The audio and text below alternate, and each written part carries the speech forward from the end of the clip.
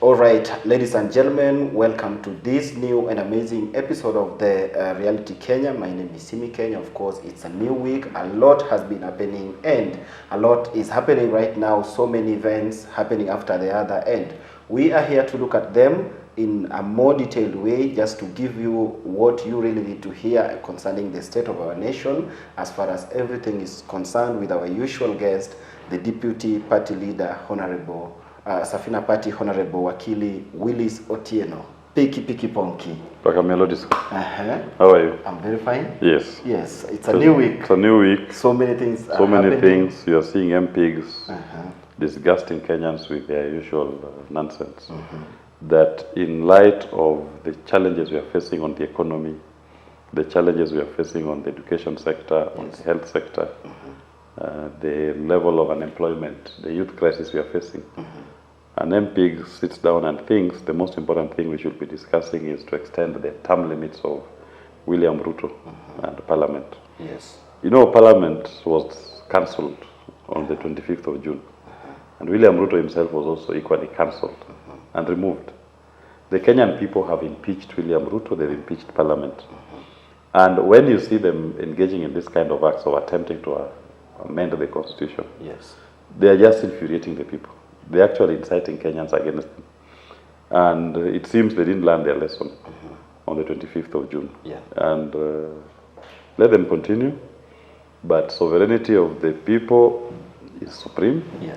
And the people are the ultimate sovereign in this nation, not members of parliament. If you are to take stock of all our members of parliament today, their roles are three: representation, oversight, and legislation. Take all those members of parliament vis-a-vis their primary roles. Yes. You will not find any role that a member of parliament has done in answer to those conquests. They are only busy collecting mileage. There's a member of parliament who collected mileage that, if you look at the amount she was collecting, I'm told it was akin to somebody who has gone round the whole world 8 times. 8 times. You've traveled the whole world, you've gone round the whole world 8 times. And yet Parliament approves that kind of payment. You know, this to me is the problem of this nation. Yeah. That we have mediocres sitting in Parliament, we have mediocres sitting in leadership. Yeah. And you really wonder what happens to their brains when they get there. What do you mean when you say that the Parliament and the President were cancelled on 25th? On the 25th of June, when Parliament was breached, the people took over their sovereignty. I've always told you the Speaker of Parliament is that young man who said, "Mr. Speaker, sir, I am here to address you." That's the Speaker of the Kenyan Parliament. Yes. Wetangula is just sitting there occupying space, but he's not representing the true wish of the people of Kenya. He's not the people's speaker. And the people took away that sovereignty. And William Ruto lacks legitimacy. And I want you to understand this in the context of what happened after 25th. Yes. The first thing he did when he was trying to get back his legitimacy was to dissolve his cabinet. He didn't give him legitimacy. The second thing he did was to look for Raila, thinking that by bringing Raila and his people into his government, it will give him legitimacy. Yes. It did not give him legitimacy. The third thing that he's trying to do now is to impeach his deputy, thinking that that is going to distract people and give him legitimacy. Yes. It will not give him legitimacy. Gachagua can go. We don't care. Yes. Ruto also must go. The two of them are conjoined twins. There is no greater sin that Gachagua has committed that Ruto has not committed tenfold. Yes. And all those sins were sins committed against the people of Kenya. They've undermined our constitution. They have disenfranchised our people. Our youths cannot get jobs. The economy of this nation is in shambles. They've taken odious debts. The health sector is collapsing. Yeah. They've mortgaged this country to Adani. Adani is now the company that now owns Kenya. Yes. They're giving him everything. If it's not the airport, they're giving him energy. If it's not energy, they're giving him the health sector. So everything is Adani. Yeah. Before you know it, the name of this country is going to be changed to be the Republic of Adani. So in light of that kind of conduct, yes, we cannot say that William Ruto, Rigathi Gachagua, members of parliament are representing the true wish of the people of Kenya. They are no longer representing the sovereign. yes, The sovereign is working with their sovereignty in his pocket. yes, And it will only be donated back to an elected representative in a free, fair election. Yes. When the people will say we are choosing a leadership that we are going to entrust with our future. Yeah. You know, there's something that I also wanted to tell you about. If you just want to know that these people in leadership positions are useless. Sakaja comes up with a plan that is going to feed school kids in Nairobi. Yeah. And that plan is worth almost 8 billion in 5 years. That feeding program. Yes. And he was hoping that when you provide food, dengu and rice, that you are going to improve enrollment of kids to school. Now, let Kenyans understand, even analyze that project. Now, if you go to public school, public primary schools in this country, county, they are 195. 195. 195. Public primary schools. Those are the ones in the formal sector. Then we have informal schools, which exist in the slums and low income estates. They are 3,500. So at the outset, your 8 billion program is only targeting 195 schools. They are not the majority. In the formal majority are the 3,500 in the informal sector. Then number two, go to those primary, go to those schools, the public schools that you're targeting. One classroom is holding 120 students. Already the schools are congested. They don't have capacity to take more. So even when you are providing food, thinking it's going to improve enrollment, to sit where? The facilities are... There is no facility. So already the program is not attending to the majority of Nairobians. Number two, what you hope to achieve at it will improve enrollment in schools, there is no facility to accommodate the enhanced numbers you are looking for. Then you ask yourself, after 5 years, what do we have to show for through that feeding program? Through the 8 billion. The 8 billion, you're only going to show that you fill the Ruai sewage. That is sewage. If you had a prudent administration, what they could have done is to say, I'm going to improve facilities in public schools in the first 2 years. So I'm using half that money. You imagine if you had to invest 4 billion shillings in building, expanding capacities and the facilities in the public schools. So the first 2 years, you build capacity. You improve the facilities that you have. Then, if you start now your feeding program, when the kids are coming, they'll find somewhere to learn. They have sitting space. But now you're just throwing 8 billion into the Ruai sewage. At the end of 5 years, you have nothing to show for it. Go to the public schools, even where they are providing the feeding program. And if you want to understand how bad this thing is, just go to a public school, take a photo of the toilets. It's deplorable. Those are cholera centers. I mean, it's just a pandemic waiting to happen. You're exposing our kids to very poor sanitary conditions. The hygiene in the public schools here is deplorable. Typhoid, dysentery, funny diseases. There's just a sock pit of disease. That is what the public schools are. And yet you are giving kids food, and they don't have facilities that are conducive to the learning environment. So the thinking that says you give food before you improve facilities, where does it come from? It's a misplaced priority. It's the thinking. To me, I always say it's the brain. If the brain cannot think what is logical, like for me, this is a very logical argument. There's a lady who works in education who was telling me this. This is such a logical argument that why would a leader go to say that I want to improve facilities? I want to give food. I want to give food before improving facilities. You will expect that you do a tour of the facilities, understand the condition, understand the enrollment, and then you say, I want to bring the enrollment is how many number? This is the number. I want to improve it by 20% or 30% or 50%.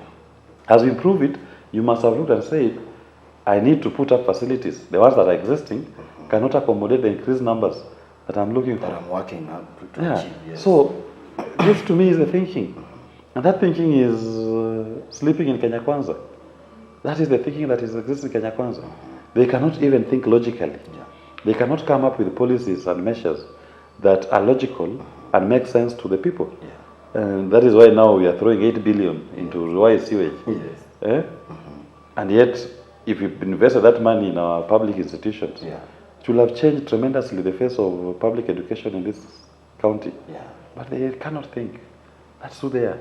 But the other time you said that Kenya Kwanza has always been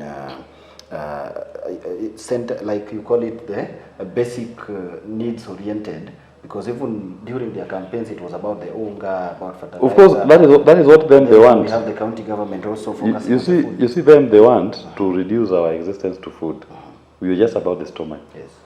And they think government should be providing food to you in your stomach. No. Yes. Kenya Kwanza wants you to reduce the debate in this nation, the discussions to be about food. Yes. Anger, food. When you only care about food, yes. Others, the world now is on artificial intelligence. Yes. AI is the new norm. Yeah. At what point will you catch up if you are still worried about food? In the UK, for example, they are no longer talking about feeding programs. They are talking about what we call the quality diet for a kid. You must have an apple here, you must have a protein, you must have a carbohydrate, you must have vegetables. Yeah. I mean, the conversation is not to dengu and rice, with which these people are giving us. We should be talking about how can we invest this money, for example, into improving facilities and bringing modern technology. We start exposing our kids to modern technology at an inceptive age, so that they are able to keep up with the developing trends on technology in the world, so that we are able to fully participate in international conversation and inventions in around technology. Now, if you are focusing on food now and ABCD, when a child in Japan is already doing coding at age 5, what time will this kid in Kenya catch up with that? Because that kid, once he grows to be 20 years old, start coding at age 5, that kid will be, the technology will have advanced and developed. You are catching up with the coding, which is 20 years old. What is that? That is why I say the liberation of this country lies in voting Kenya Kwanza out of office. Kenya Kwanza will not in any way lead to progress in this nation. Kenya Kwanza, led by William Ruto, is about retrogression. We'll just be seeing retrogression. The country retrogressing back. So you see, even when you look at how the rule of law is applied here, they arrest people, charge them with fake things. Morara is being arrested, high drama arrest, driven all over town. Then when the charge sheet comes, he injured the reputation of David Langat. If your reputation is injured, you don't go to the criminal court. You file for defamation. That's a civil suit, not a criminal case. So what is he doing in the criminal court? They're just trying to find ways to undermine free speech. People have to express themselves even if you don't like it. If you find that it is injurious to your reputation, file a civil case for defamation. Don't waste everybody's time. And then even David Langat has issued a statement, is almost distancing himself from the complaint. Actually, he did. Does it mean that the government was just, or the police were just trying to harass? It's all about just trying to harass that young boy, and trying to stop him from continuing to share his message of William Ruto's Arabic tongue that is used to espouse lies and to try to confuse the people of Kenya, launching fake projects, and nothing comes out of it. So you are seeing a retrogress, trying to claw back on the gains. So we are still talking about political rights, when where we are, we should be talking about economic liberation and advancing in terms of the technological growth across the globe. So if we are still talking about food in the stomach, talking about the right to speak, what time will you start doing coding? What time will you develop apps as a nation? What times will you come out with technology that can improve on what you already have? You cannot. If you are not doing that, you bring Adani. You are trying to change the name of Kenya to a Republic of Adani. You are trying to bring an Indian to colonize us here. Kenyans got their political independence in 1963. No Indian is going to colonize Kenyans, and Adani will not colonize us. If he wants to look for a colony, he can try elsewhere, but not in Kenya. Yesterday in Parliament, when the bill to impeach the deputy president was presented, we had the majority leader saying that the deputy president is a black man with a dark hat. Does this exclude the president from, like, does it cleanse the president as now a good person and that the deputy president is a bad person? Aura for aura. Look at all the grounds upon which they want to impeach Gachagua. They claim he acquired exponential sum of wealth. Yes, within the 2 years. Within the 2 years. Also give us William Ruto's wealth in the 2 years. We compare. Who has acquired more? Yeah? Yes.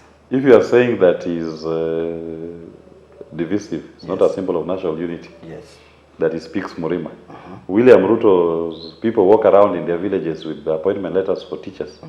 Look at the appointments of senior CEOs of parastatals that have been done in the last 2 years. Yes. Majority of them come from whose tribe? Gachagua's tribe? I don't think so. William Ruto. So aura for aura. Compare William Ruto and Gachagua on all those grounds. Yeah. You find William Ruto should be Gachagua's co-accused. They should be impeached together. Yes. Because what Gachagua has said, William Ruto has done 10 times more. If Gachagua has stolen or acquired wealth, exponential sum of wealth in the last 2 years, William Ruto has acquired almost 100 times more in the last 2 years compared to Gachagua. Yeah. So we should be very clear. Look at the farms he's owning all over. Taita Taveta, Sijui Laikipia, Sijui even towards, I'm told somewhere in Nyanza, and the Rift Valley. He's acquiring properties all over. So he should be able to also tell us, how did you acquire it? Which bank gave you the loan? Your salary is 12 million per year. So how did you 24 million? How did you acquire this one? How did you secure it? Very basic questions that you ask of Gachagua, you ask it of Ruto. And you will see the two of them are guilty. There is none of them who is innocent. So they should all go. Aton innerwear is removed together with the trouser. Long moi edge, go logilong. Suruaru moti ilon logilong. So you remove all of them. You think the whole thing is not issue-based and it's about sycophancy? And of course. It's part of what I told you. William Ruto looking for legitimacy. He thinks by removing Gachagua, Kenyan people will be hoodwinked to give him time. Now he thinks that the person who is going to make his next deputy. And I hear it is Ndindi Nyoro, who is waiting there in the wings to be made deputy president. He thinks now that one will bring youth. Youth, don't be confused. Ndindi Nyoro is not a youth.